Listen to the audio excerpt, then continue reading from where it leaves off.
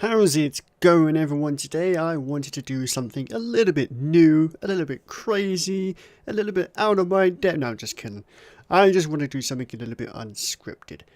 I just want to sit here and I just want to talk about Battlezone, and hopefully you'll sit there and listen. So, straight off the bat, Battlezone is a completely VR game. It's based on very old Battlezones from back in the day. You might remember playing them back in the arcade. Although it's based on those, it looks very different. It looks amazing, I must admit. I will say that the footage in this video had to have been stretched in order to be streamed, so it may look a little blurry, but believe me, once you're in the headset, it looks fantastic. So this is a really fast-paced game. The whole aim of the game is to basically go from point A to point B, where you will find the enemy AI inside a giant bloody volcano. Now, it sounds pretty simplistic, and it is. The game kind of suffers a little bit from being a bit overly simplistic in that kind of sense. There's not much to do other than keep fighting from battle zone to battle zone until you finally reach the enemy lair. Each battle zone is sort of a hexagonal point on the map, so each of those points will be a separate battle. And now each battle can have many different sort of variety of gameplays. There can be ones where you defend an ally base, destroy an enemy base, protect convoys, destroy convoys, or straight up fight through until you get to like a shield generator and then blow the hell out of it. And yeah, I'm sure there's something missing. There's a lot. The actual gameplay itself, you get to choose from 3 different tanks. You get the light tank, the medium tank, and the heavy tank. Now, they're pretty self-explanatory. The heavy tank is going to have the pretty heavy weapons. It's going to be the real sort of damage dealer, but unfortunately they're a little bit slow. Medium tank is alright. The main weapons for the medium tank are not great, because the rockets you first get with the medium tank don't have targeting, and they sort of shoot all over the place. It's kind of annoying.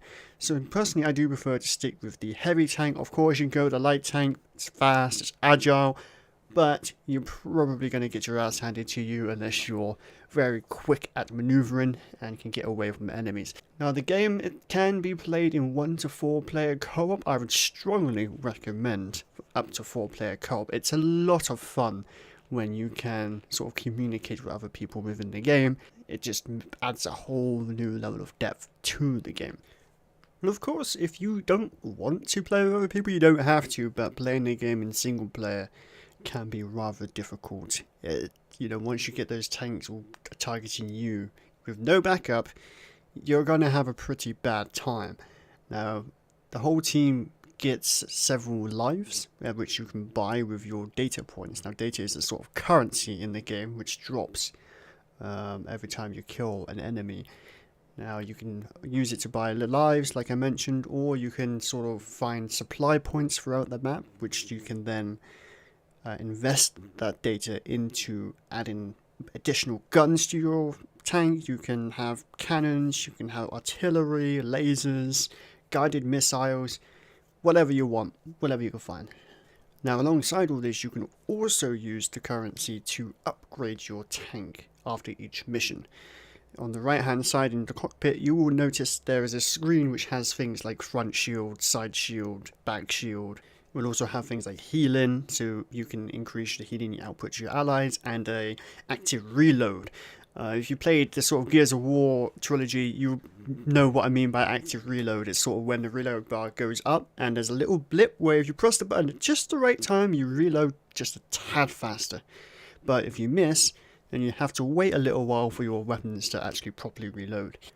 Also on the battle map, you will notice a great big looming red bar that slowly goes up at the end of each mission.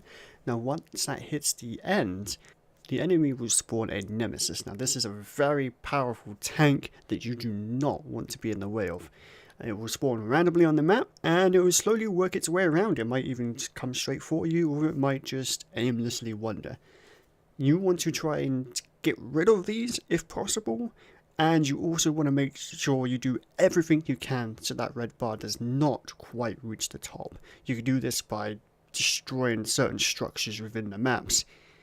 which will put down the red bar instead of raising it at the end of the level. Now the difficult thing is everything I just mentioned is more or less the extent of the game. I mean, VR games right now, they're not huge, so you really shouldn't go into a VR game expecting hundreds of hours of gameplay. However, Battlezone does have a reasonable amount of replayability. Now, once you start a new game, you can select between, firstly, the difficulties, easy, normal, and hard. And I believe there's an additional difficulty which maybe you unlock once you defeat hard. I haven't defeated hard yet, so I couldn't tell you. But you also get to choose the length of the campaign. You can go short, medium, or long. Now the short one, I believe, is designed more at about sort of an hour or so. And then you've got the medium and long, which can range a couple of hours. Which obviously, having 4 players, if you're doing it in 4-player co-op, you might have a little bit of difficulty sort of getting everyone on at the same time, which is where the short campaigns come really handy if you just want to sit down for a little while and quickly play through a game and then just be done. And once you've completed the campaign and you defeated the boss, there are a few rewards you can unlock, like new tanks, new weapons, and so forth. I think you unlock different tanks depending on the difficulty you beat the campaign on. So there's always a sort of reason to do so. Now, this actually kind of brings me on to one thing that really bugs me about games, and that is day 1 DLC.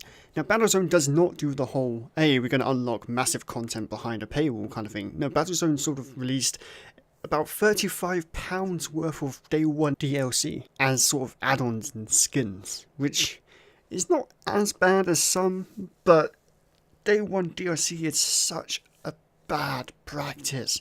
It's so horrible. There's nothing worse than seeing a game coming up for pre-order and then it's like, bam, day 1 DLC, go at it. Like, sure. Good thing is, it's just skins. It's nothing that's going to really give anyone an edge over the game itself. But it would be really nice to be able to unlock these skins within the game. Like, if you're, sort of at the end of every level, maybe, I don't know, maybe a loot box. Maybe go for a loot box system where you can find these loot boxes and voila, it's a random skin. You know, people love loot boxes. Look at all the Overwatch players. They fucking love their loot boxes. Or just, once you complete the campaign, have a skin as a reward as well.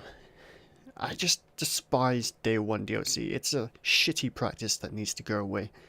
Another thing that really bugs me about the game is there's no Vive controller support. And when the game first released on Steam, there was no Oculus Rift controller, Oculus Touch I think it's called, controller support. I think there is now. I think they fixed it because there was supposed to be, but there's no Vive controller support, which is really frustrating considering it's a VR game and you have to have a controller. You can't use keyboard and mouse, which fucking boggles my mind. It's a PC game and you can't have a goddamn keyboard and mouse. Speaking of keyboard and mouse, I'm sure you can probably tell by the video shown in the background. This game, it wouldn't be impossible to have this game support both VR and non-VR gamers. It's not beyond the realms of possibility to have this as a non-VR platform as well as VR, which will greatly increase sales, let's be honest. And there's tons of people asking for it in the Steam forums. I'm honestly surprised that they didn't think to sort of try to incorporate that. And also another thing which, this is probably the worst. I mean, it's not the worst. It's their game, they can make what they want. But you have a game here where players can control tanks and shoot enemies. Yet, they don't have a player versus player mode. It would add so much playability if they had a player versus player mode. You have no idea. People are going to get bored, let's be honest. People are going to get bored of running the same old campaign over and over again. Sure, the maps are slightly different, and you can select the length of the campaign, but people are going to get bored. Now, what people generally don't get bored so much of is PvP. And plus, having PvP would attract the whole fucking PvP side of gamers, Then they're sort of cutting out 2 markets. They're cutting out the non-VR market, which, I don't pretend to be a game programmer. I don't know what that involves in sort of getting the game to work with VR and non-VR. But to miss out the perfect opportunity to add a PvP system boggles my mind. You know, I'm not saying it should, because that's not up to me, but by all means, you know, if I was in control of making a game like this, heck yeah, that PvP. It has the base, like, it just has the pure, you know, basis of what PvP requires. You know, it requires a good combat system and decent sized maps. You know, all they have to add is player controlled tanks on both sides, and then they can have a pretty cool PvP system. Heck, have it so that players have to destroy each other's base. You know, we have that with the AI. Just swap it out. Have a player team. It would make the game so much more fun. I'm not saying PvP is the end all be all, but they're missing a big opportunity here, let's be honest. But anyway, my personal conjecture aside, is the game good? Yes.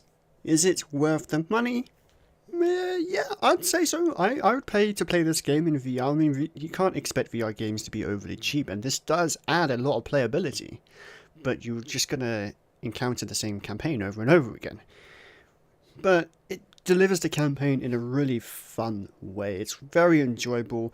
Personally, I'm not a fan of playing it in single player at all. It's so much more fun playing it with other people. But what they've done so far is great, and I hope they do add more content, because this could be an absolutely phenomenal VR game. This could blow all the other VR games out of the water. I mean, sure, it's a seated experience, but you're driving a tank, you can't exactly be standing now, can you?